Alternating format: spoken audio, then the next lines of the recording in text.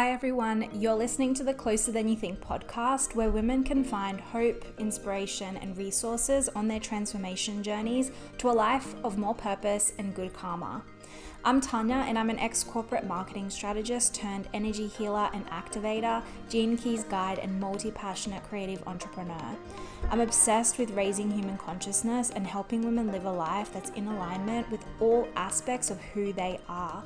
I'm also a survivor of narcissistic abuse and CPTSD, and infuse my deep understanding of psychology, energy, and shadow work to support my clients in raising their emotional intelligence and reclaiming their power in all aspects of their life, from their purpose to their relationships, business, and money, so ultimately they can craft their own destiny.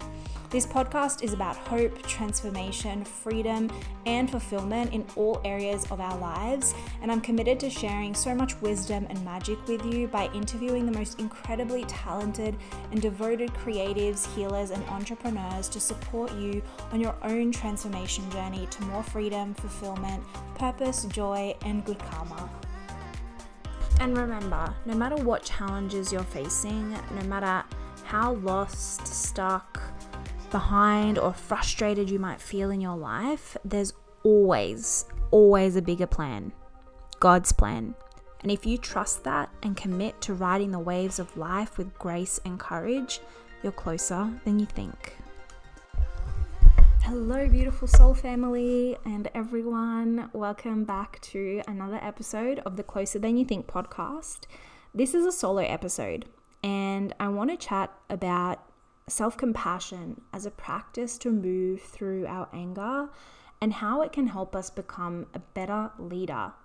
Whether you're an entrepreneur or whether you just want to be the leader of your life and craft your own destiny and be a powerful co-creator in your reality, this episode is going to really help you navigate some of those negative emotions that sometimes we tie a lot of shame to, that sometimes we suppress because we fear the negative consequences that come with expressing those emotions. So if you're ready to dive in, let's just jump straight in, shall we? I have a pretty funny story. Well, it wasn't funny at the time, but when I look back now, it is. And it's so minor and it's like so little, but it reminds me of but it can bring up so much anger, right? Or rage within me. For example, this story is so minor and this experience was so small, but it brought up so much in me. And this episode is going to really show you how I moved through it, how I mindfully make anger my ally, and how I really take back power over my life, and how I find peace in moments, and how I go from anger to peace within a minute. And so I want to share some of these practices and processes with you because they've truly transformed my life. And emotional intelligence is something that I'm really passionate about, especially bringing into the leadership and entrepreneurial space. I think we really are on the edge of we are already in a new paradigm in lots of ways. The coaching industry is really paving the pathway for a lot of female leaders. But I think that, it's a really small drop in the ocean when we think about just leadership in general, the way that, the society is set up and the way that the workforce is set up and all of these things. Emotional intelligence is something that is just not prioritized. And it's crazy to me because if I think back to my career in my 20s, if there was safety created around emotional expression, and there was kind of a common mission or theme or acceptance just around emotions, I feel my experience just would have been so different. But here I am, and I feel like I'm in my purpose, teaching and leading others how to do this for themselves in their own life, because it's changed my life. So I hope it benefits you in lots of ways. So, funny story. The other morning, when every week I don't know where you are listening in the world, but I'm in Australia and we have a weekly bin run, right? So like every week, depending on where you live, like mine's on Friday mornings, the bin man comes, you put your bins out, like one's got a red lid, one's got a yellow lid for the recycling. You put them out on the curb, on the road, so the truck can get to them and empty your bins for you. And usually in our house, it's Paulie's job, my partner's job, to take the bins out. I just hate it. I don't know why. I will do anything around the house. Like I'm like an OCD cleaner, like anything, but I just hate taking the bins out. I think it's like an unconscious commitment that I have to like not doing it. And so it's his job. But anyway, he's working away. And so last week I forgot to take them out. And I was like, oh man, like now the bins are full, and it's kind of really annoying, right? Because like you got to put the bins, you've got to put the rubbish next to the bin because it won't fit in it. And like if you forget, it just piles up and it's really gross and it's just annoying. So I was like, it's not happening again this week. And I remembered yesterday at around 4 p.m. or something, I was like, oh, the bins are coming tomorrow. So I'm going to go put them out right now. I'm going to be ahead of the game. I'm not going to have to wake up super early. And I'm just super proud of myself. So I go out there, take the bins out, super stoked like that I remembered. And then this morning I'm in bed and I can hear the bin man like collecting the bins. And I was like, sweet, like, yeah, I've already put them out. And as I get up in the morning to go bring them back in, I open the lids and they're still full. And I'm like, okay. And I look around and everybody else's bins like have the lids off, like they've been emptied. And I'm like, I swear I heard the bin man this morning. So why are mine full and everybody else's is empty? And I'm just like there for like 2 seconds. And then I realize, okay, the bins are up on the curb, which is not where I left them. All three, there was like 3 of them. And I was like, they're up on the curb. That's not where I left them. I actually put them further out onto the road so that the truck can reach them. Because sometimes when they're up on the curb, the truck, because of all the cars parked on the side, they can't reach it. So everybody in the street knows this too, because all the other bins were out on the road, like not on the curb, out on the road. And I'm like, mine are up on the curb. So somebody has moved them. And I'm just like, then the anger starts to come up within me, right? Like, and it starts to turn into rage. And I'm just like, who would do this? And I'm very conscious, right? So I'm noticing it in myself. I'm like, I'm making this personal. Like, I'm really making this personal. Why would someone do this to me? And it was funny because I'm like, I'm noticing it as it rises, but I'm still feeling this really kind of a lot of anger and a lot of rage. And sometimes it subsides pretty quickly, but this time I'm just like, why am I so angry? And then so I come back inside. I'm like, okay, you can't do anything about it, Tanya. Just like go inside, breathe.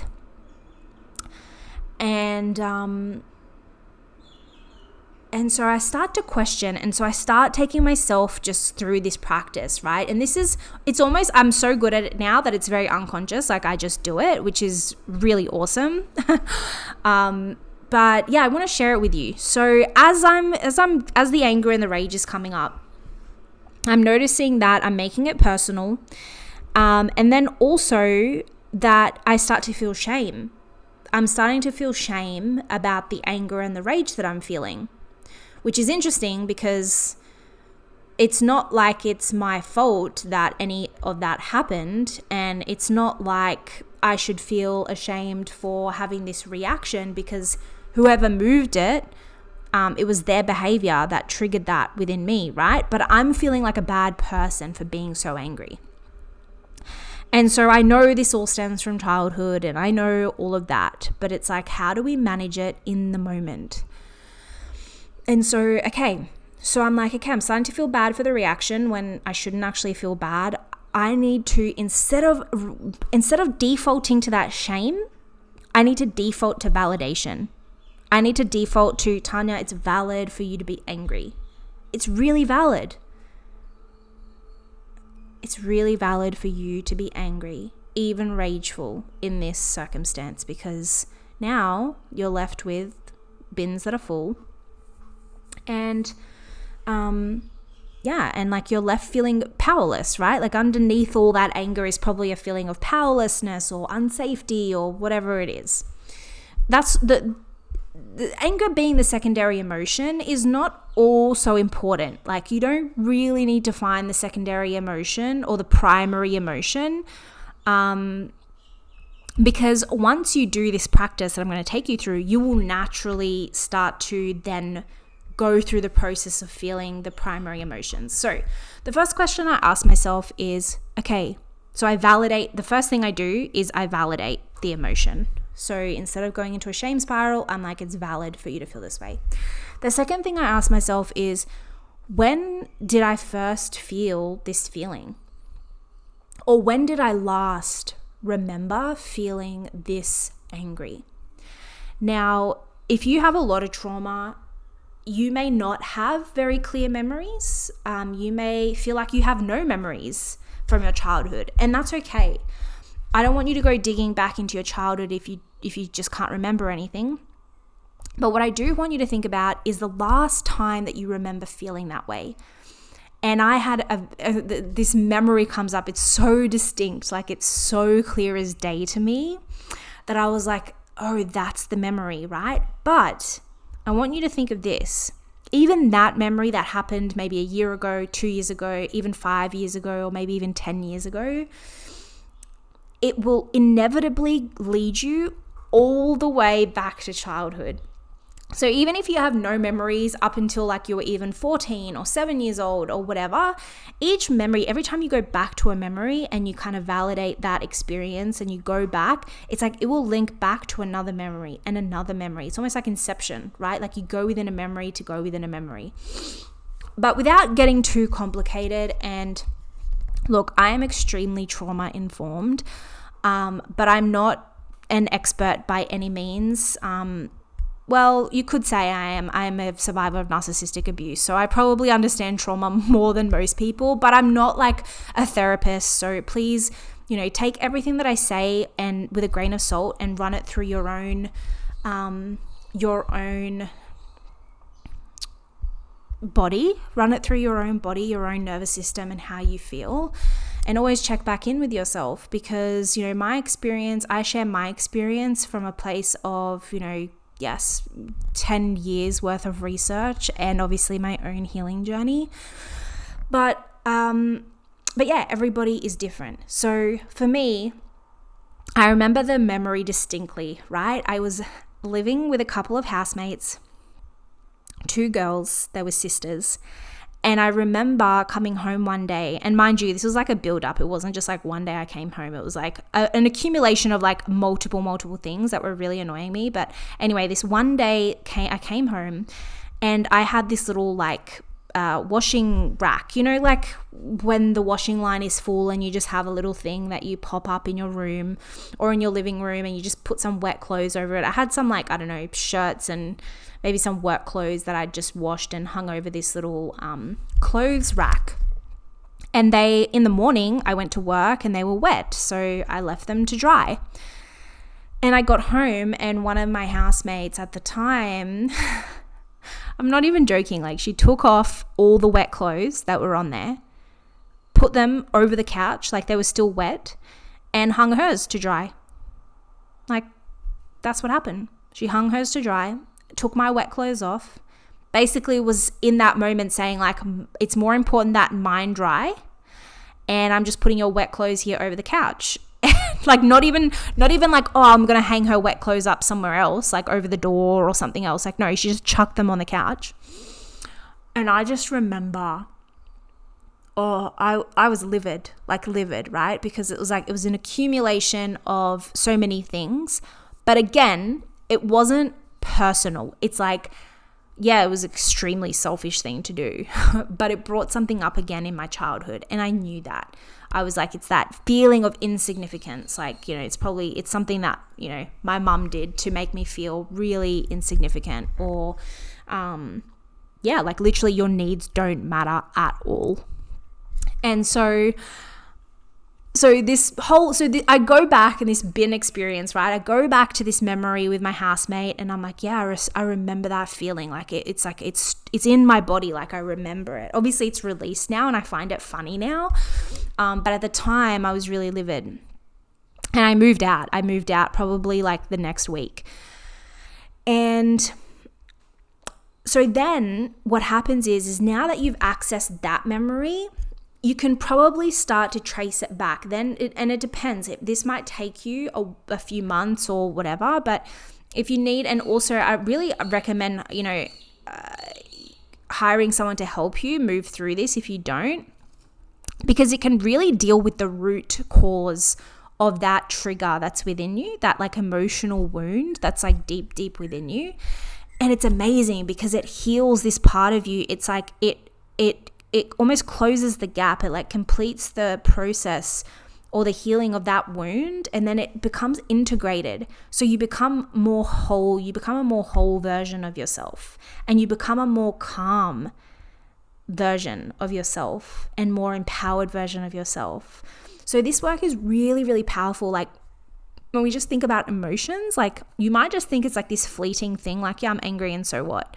It's like, but if you really do the work to integrate it and heal the original wound, and it doesn't have to be as deep as, like, it doesn't have to be as full on. It could be something like, I got angry because a friend, a childhood friend stole a toy from me or something. It doesn't have to be as extreme as, some things that I've been through, but it's good to just go through this process and then go back further. And like, I like to look at just our childhood in there's kind of 4 sections that you can do. You can go from ages 14 to 21, from ages 14 to 7, so 7 to 14, and then 0 to 7, and then pre-birth. So those are the kind of 4 stages that you can trace memories back to. So if you go from 14 to 21, there could be lots of things in your teenage years, things that happened. And then from 14 to 7 can be lots of like, primary school things, or like things that happened with childhood friends, or and then 0 to 7 is like really, where the original wound probably comes from most of the time. It's like from 0 to 7. And then there's also pre-birth intentions. And you'll know that when you trace the memories back. But yeah, if you can just go back one and like deal with that. And then you'll find that more integrated version of you will then bring up another layer of healing for you. And so also in that integration, the beautiful thing about it is that it makes you feel more safe in the world, because you begin to trust yourself more. And this is really what it comes down to. Like, the more you trust yourself, the more safe you feel in your self-expression, the more beautiful your life becomes, the more heavenly everything becomes, the more empowered you feel. Self-trust and safety is just like never to be underestimated. So when you're feeling that anger, like immediately go, okay, where do I feel unsafe? It's a sign of unsafety. It's also why intimacy triggers a lot of anger in people. If you start to notice that somebody's getting angry when you start questioning them about things, or you're wanting to get closer in some way and you feel like a level of anger, it's not necessarily because they don't want to, or they're angry at you, or it's something personal. It's usually a sign of unsafety. And, for me, I remember there was a friend who was trying to get close to me, and I unconsciously was setting boundaries, but it was like there was this unconscious kind of anger, and it wasn't personal. It was just that I felt unsafe. And it wasn't personal. It was because I was going through my own healing journey, and I felt unsafe in so many areas of my life, and I didn't trust myself, right? And so, and again, I went back to feeling shame. I felt like I was the bad friend. I felt like I was, all of these things to be ashamed of, when, some people just don't provide a safe environment, and there's certain reasons for that. It doesn't make them wrong either. They have their own life experiences. But I have to take responsibility for mine, right? And my feelings of unsafety. And then create a world, or create safety for myself in all aspects of my life in order to thrive. right? Because we don't want to go through life surviving. We want to thrive. So, and then the last part really is accepting that so much of life, and I don't mean this in like a dire negative way, but like so much of life is unsafe and uncertain, and relationships are unsafe. We're still learning to be in practicing safe relationships and how we navigate this world and the relationships in it.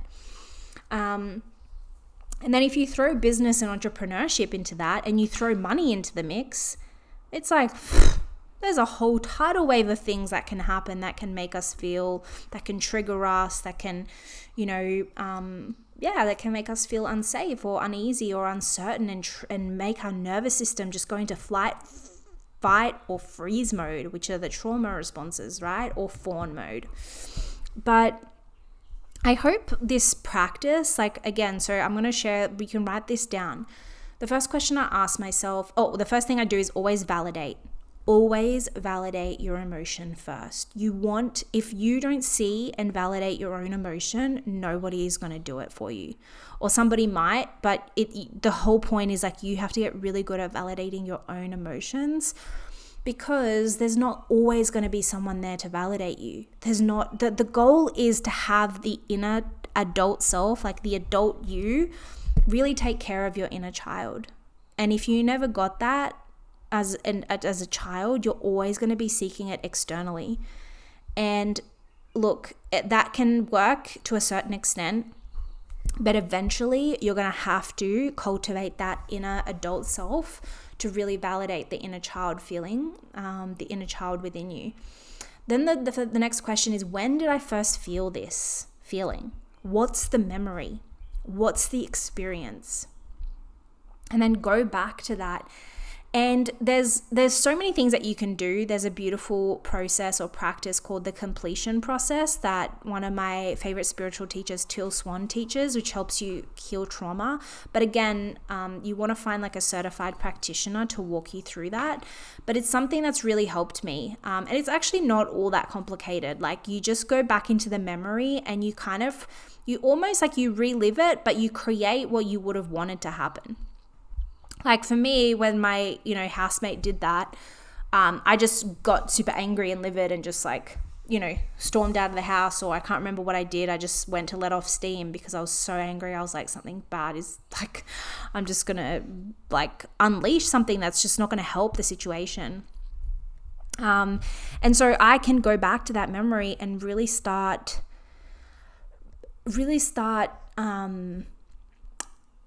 completing it in a way that's way more empowering, that feels way more, what I want to say is feels way more true to the true nature of who I am. So I want to go back into that experience. And hey guys, I'm quickly just going to interrupt this podcast because I want to let you know about a free ebook that I wrote, which is all about clarifying your message.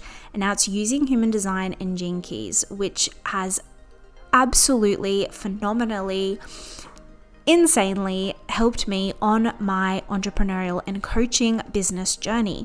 When I first got started, my biggest problem was that I didn't know what my niche was. I knew that I could help people. I knew I had the gifts. I knew I had the knowledge and the wisdom to be able to support people in really reclaiming their true self and learning how to direct their energy in a way where they're doing meaningful work and doing what lights their soul up, and really making more money from their genius zone and really being able to live in alignment with their human design.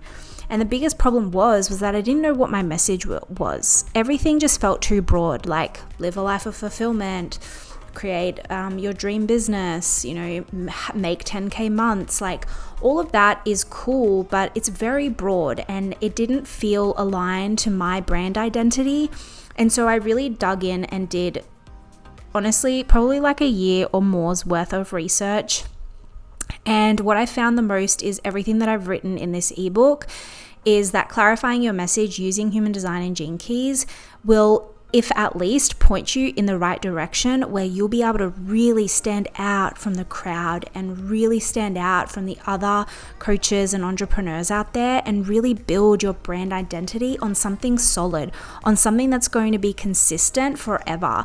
And the thing is that you'll probably be like, oh my God, like I've always known that, but it just puts this like sheet of clarity over everything that you're doing, every offer that you creating your branding, like it just all comes together in such a beautiful way. And so if you are struggling with your niche, if you don't know what your message is, I highly recommend downloading this free ebook.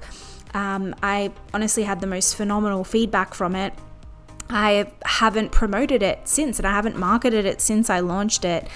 And that's because I have other commitments at the moment, but truly it's so phenomenal. It's so powerful. Like people saying this should be a paid offer. But it's free and I want you to have it because I think that clarifying your message will set you on the right journey, on the right path in terms of clarifying your brand identity and standing out in the market. And, I really want that for you, because it was one of my biggest struggles. So if you're interested, if it sounds like it would definitely help you on your journey, download it now. You can find the link in the show notes below. When I first realized that she had done that and I got really angry, this is another thing. Her sister was there and she immediately rejected me for feeling that way. She immediately made me wrong for feeling the way that I did, instead of saying, yeah, like, I don't know why my sister did that. Like, it's pretty selfish. And that's all that would have had to have happened for me to like be validated in my own emotion and for me to just calm down and get over it. And then address the situation with the housemate so that it didn't happen again, right? Like it could have been an easily solved thing, but because of the dysfunction and, you know, all of these things in that kind of household, it was a disaster. But also grateful because I left and it wasn't the right environment for me. But, you know, these are the things that we learn in hindsight. And so you can go back and actually complete the process in a way that feels way more aligned to the true self, not the reactive self, not the inner child self, but like the true soul level, mature self that you are deep down. And that takes a process, but it's really, really empowering when you do. And then you kind of change the trajectory of your life, because now you've healed the vibration of that memory, which might be rooted in shame, or it might be rooted in powerlessness or anger or whatever it is. And then once you complete it, it's like you're a whole new person. Like there's a new spirit that kind of emerges within you, a new like vibration. So that's why this is really power. And then once you go back to that first memory, the first time you felt that, you can go back again. Then you can go back into your teenage years, into your childhood, into, you know, pre-birth intentions. But again, you can also just go straight back to childhood. Sometimes you may remember straight off the bat what that feeling was. You don't have to jump through all the hoops, but sometimes if you don't have any memories, which I didn't, I have a lot of memories from my 20s that trigger a lot of things in me, but that's because I never actually did the childhood work, the trauma work until my late 20s. So sometimes we got to trace it back. And then just accepting that, you know, we live in a kind of unsafe world. We also live in an emotional dark age. Like people really aren't all that open about their emotions and validating them. And actually if you go out in the world, most people are gaslighting themselves all day, every day. Most people are denying, suppressing their anger, suppressing every emotion, even the good ones. Some people don't even like feeling joy. So like have compassion, please have compassion for yourself. Have compassion for yourself, especially if you're a really emotional person, and know that you're not crazy.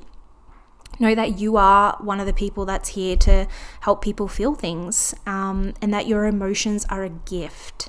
They truly, truly are. And so that's the practice. Now, I want to just walk you through, before I end this solo episode, just with some myths and some truths, so you can really walk away really feeling grounded in this, knowing that some of the myths that have been spun to me aren't necessarily serving me in my leadership journey, or on the journey to you becoming a better leader in your life. So the first one is, I hear a lot of, or, I've been in some manifestation programs where they say your thoughts fuel, or that thoughts fuel all emotions. And that it's like the chicken and the egg story, right? It's like the thought comes first, and then the feeling, and then the belief. And there's like certain sequences that some of these manifestation teachers have. And it's kind of, I believe, like the chicken and the egg story, because it's like, oh, you think something and then you feel a certain way. And if we bring trauma into the mix, again, it's like it doesn't make sense, because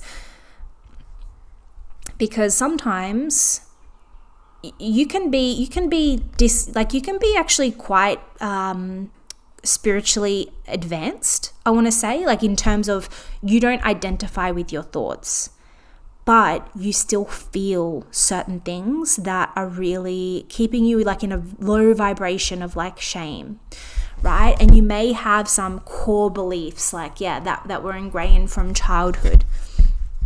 And it's like, sometimes I think that working with the thoughts first can really derail someone off their spiritual advancement journey, ascension journey is what I want to say.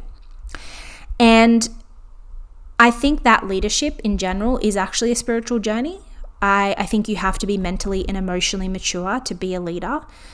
And or just anyone who leads people.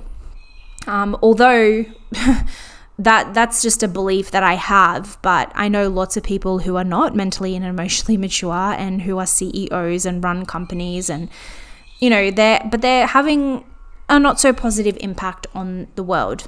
So we are the new paradigm thought leaders. We are the ones who want to create a more conscious world, create more conscious businesses, and really live in the highest truth and expression of who we are, and just be blessings in the world and spread more love and joy, right? Like that's what we're here to do, and obviously live in abundance and prosperity, and to share that with the world.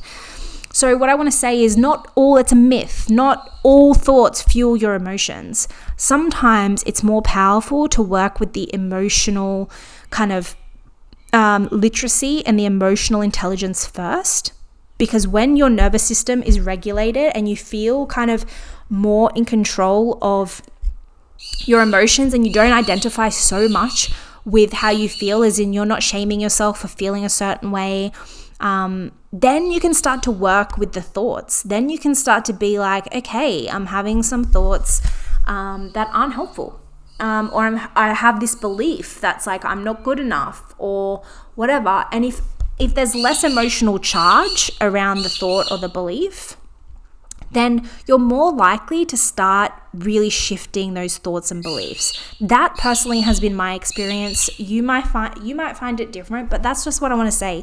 Thoughts don't fuel all emotions. It's a myth.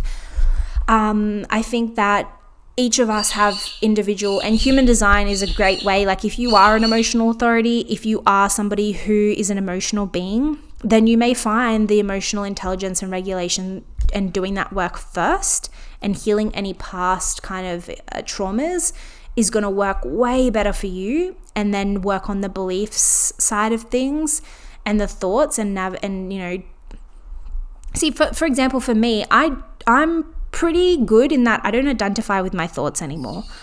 And we all have, 60, 70,000 thoughts a day. So I meditate about twice a day. Like I'm pretty strict with my meditation and my spiritual practice. And so I don't really identify with my thoughts. It's more the emotions and the core beliefs that are really, really potent in creating certain convictions in our life. So yeah, that's just a myth. But I would also say you could also replace thoughts fuel all emotions to memories fuel all emotions. So it's the trigger of the memory. And that's the consciousness in us, right? It's like the trigger of the memory is what causes that emotional charge. So for example, when I went out and, was angry over the bins, that experience and just me seeing the bins, that it wasn't because of that. And it wasn't like, it was me making it personal and me making that emotion mean something. And it was the memory that fueled that emotion. So you can replace thoughts with memories. The other thing is, you've probably heard people say things like, we are more afraid of our uncertainty, or, sorry, just yawned. I'm not even tired. I don't know why that happens. Or people say, one of my favorite books of all time is Return to Love with Marianne Williamson. And she says, we're more afraid of our light than we are of our darkness. We're more afraid of our power than we are of, not having power. There's certain quotes like that are really popular and really famous, and they're really beautiful and empowering. But the truth is that when I have, in my own empowerment journey, it's like we're really not afraid of uncertainty. I'm not. I'm quite a wild child, so I actually really bask in uncertainty, and I love adventure. I know, and other people value certainty more, which is fine. It's just a human need. Tony Robbins talks about the 6 human needs. There's like uncertainty, certainty, significance, contribution, fulfillment. Like there's all these different needs that we have as humans. But I don't believe we are more afraid of our power than we are of, and our light than we are of our darkness. The truth is that we're only really afraid of what we know, of the certain experiences that we've had in our life.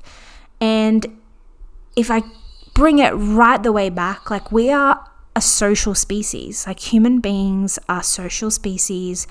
It all comes back to the fear of being rejected by certain people in our peer group, in our certain social settings, being rejected by our family, things being rejected within us, like certain parts of our personality, like whether you were loud and expressive or you were,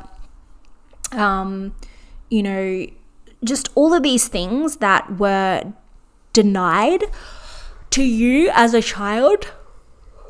Sorry, I don't know why I'm yawning. These certain aspects of your personality that we denied, rejected, or disowned in order to belong to a particular group, whether it was our family, whether it was, a group at school, a group of schoolgirls, or,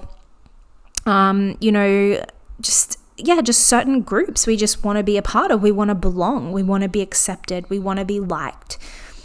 This is not something to make yourself wrong for. Like, this is primal. This is in who we are as a species. And so we are just afraid of what we know. And anything else is more just, do you have the bravery? Like, do you value uncertainty more than you value certainty? Because if you value certainty more, then you're probably less likely to be an entrepreneur. But if you have a high need for uncertainty, you're probably going to bask in entrepreneurship, even though it's hard as fuck sometimes. Sorry for swearing. You're probably going to bask in it because you appreciate the uncertainty, you like the adventure. And so the only thing they say the only real fears are death and loud noises or something when you're a baby. And everything else is just like not made up, but like everything else is a part to do with our species, like in wanting to belong and being liked and fear of being rejected. But like we throw these things around, but they truly threaten our survival. So they're not easy things to overcome. And when you step out on a limb, like even me starting this podcast was terrifying to me. Like, I had all the thoughts, like, what are people going to think? Are they going to think, who does she think she is starting a podcast? Like, I had all of those thoughts. But then I also just chose to believe that this was a vehicle for my own self-expression and that it's going to provide so much positive value. And I have to believe in the value that it's bringing and want that more and care about that more than any kind of backlash or vilification or rejection that I might receive. And so that's the choice that I made. And so I want you to think about, like, when people say things like, oh, you're more afraid of your power, it's like, don't let that be just another quote that you pass off to let yourself off the hook. I want you to really think, what are the negative consequences that you fear? Because you already know them. They've happened to you before. Whether it's a girl rejected you at school, whether it was a boy who called you a name or who shamed you or said something, or it was your dad who, abandoned you when you were young, or your mum who did something, there's always a negative consequence that we already know that we fear. But don't let, and we let ourselves off the hook all the time with quotes like that. So I challenge you to find that negative or one of the negative consequences that may be holding you back in your self-leadership or in your journey to becoming a better leader.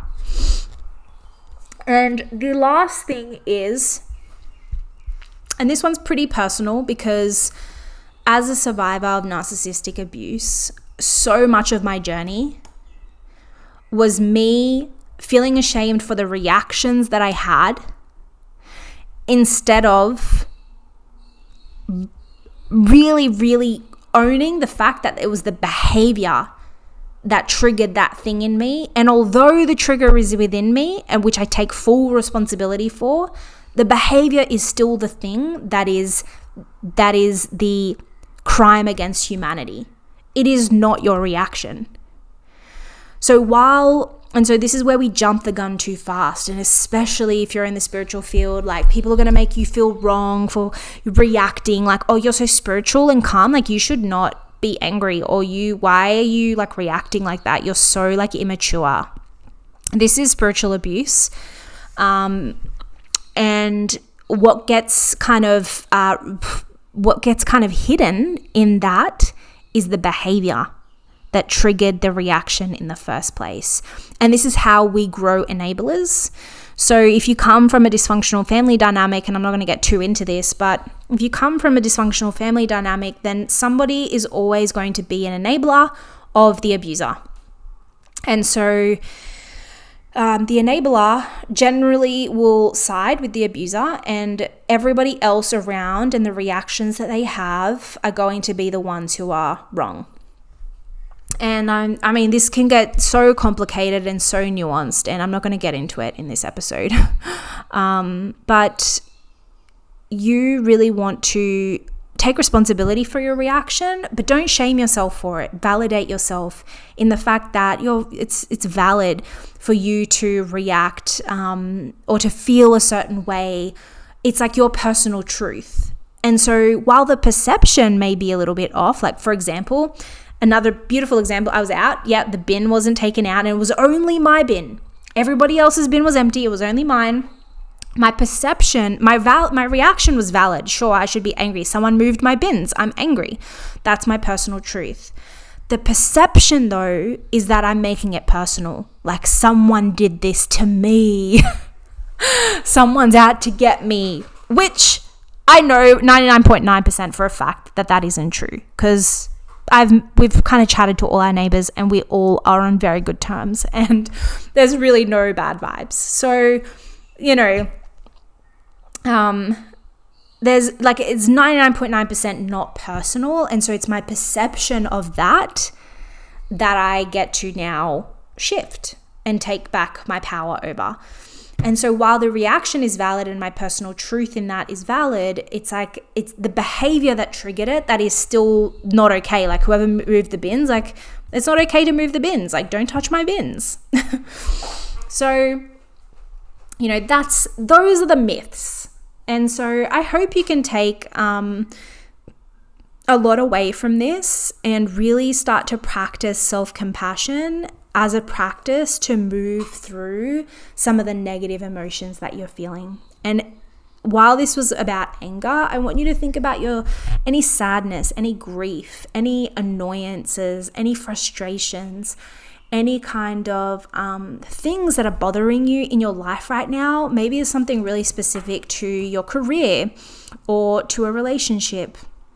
I want you to really think about how this is affecting your self-leadership, how it's affecting so many other areas of your life, and how you can start to show your inner child more self-compassion on that journey.